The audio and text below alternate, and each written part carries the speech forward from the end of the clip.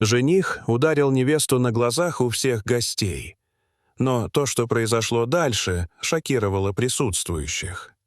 Екатерина нервно улыбалась, разглядывая свое отражение в зеркале. Стилист аккуратно закреплял тонкую вуаль на ее прическе. Все было идеально. От роскошного платья с изысканным кружевом до букета свежих цветов, украшавших старинный зал особняка в центре Петербурга. В комнату вошла лучшая подруга Екатерины, Ольга, держа бокал шампанского. «Катя, это твой день, никому не позволяй испортить его».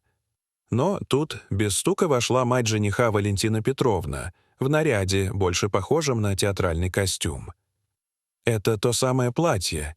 Я ожидала чего-то поприличнее», — произнесла она с фальшивой улыбкой.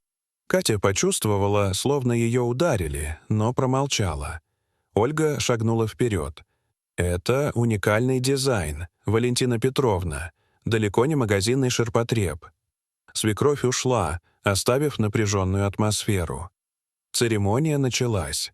Екатерина медленно шла к алтарю, но жених Артем выглядел странно отстраненным. Во время клятв он доставал телефон и нервно проверял сообщения. Когда подошла его очередь, Артем промямлил заранее заученные слова, не вкладывая в них души. На праздничном банкете Валентина продолжила язвительные замечания, называя друзей Екатерины неподобающими для торжества.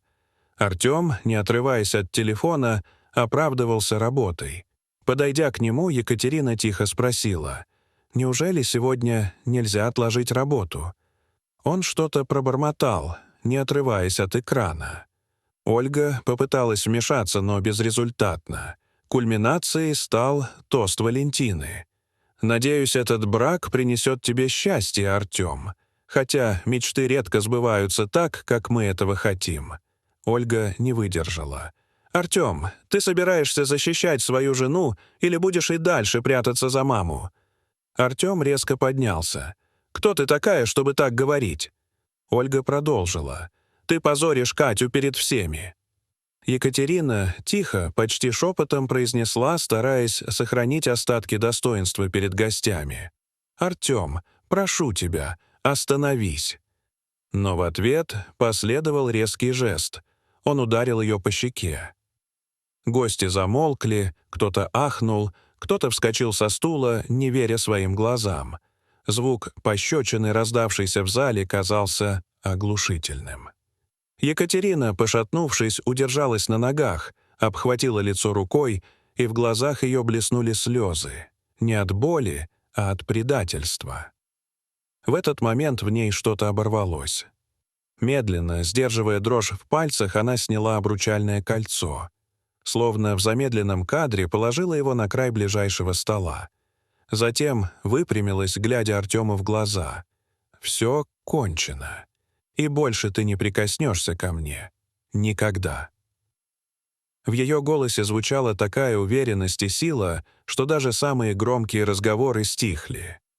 Люди расступились, провожая ее взглядами, полными уважения, сочувствия и восхищения. А Екатерина шаг за шагом шла к выходу, ранимая, но не сломленная. Ночью, лежа в постели, Екатерина долго смотрела в потолок, прокручивая в голове события прошедшего дня.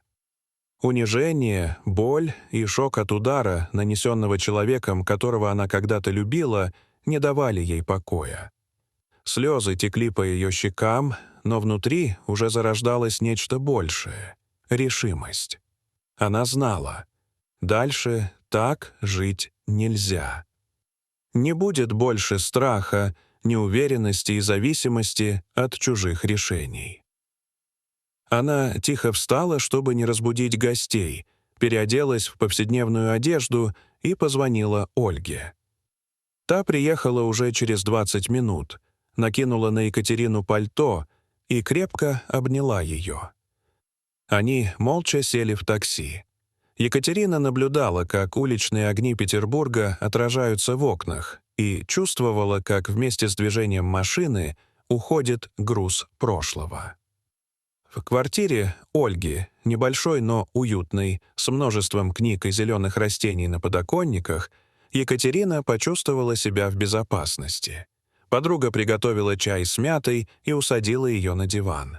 Они долго говорили, вспоминали былые времена, обсуждали, как все могло пойти по-другому.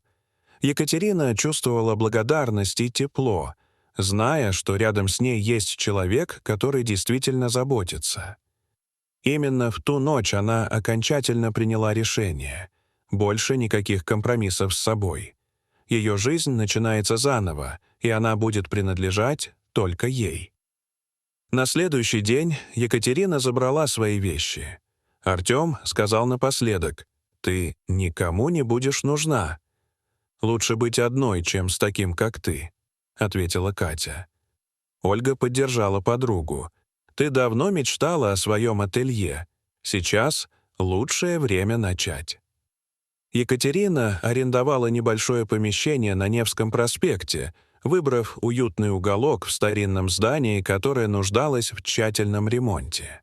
С энтузиазмом и вдохновением она вместе с Ольгой и несколькими другими друзьями начала преображать это место. Они проводили долгие часы, убирая старую мебель, отшлифовывая деревянные полы, окрашивая стены в нежные тона и украшая окна элегантными шторами.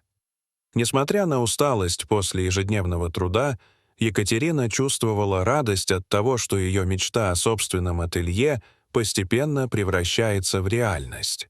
Но вскоре безмятежность этого нового начала была нарушена. Екатерина начала получать угрожающие записки от Валентины Петровны, полные завуалированных намеков и тонко скрытых угроз. Эти сообщения говорили о том, что она не остановится ни перед чем, чтобы помешать Екатерине и разрушить ее надежды на будущее.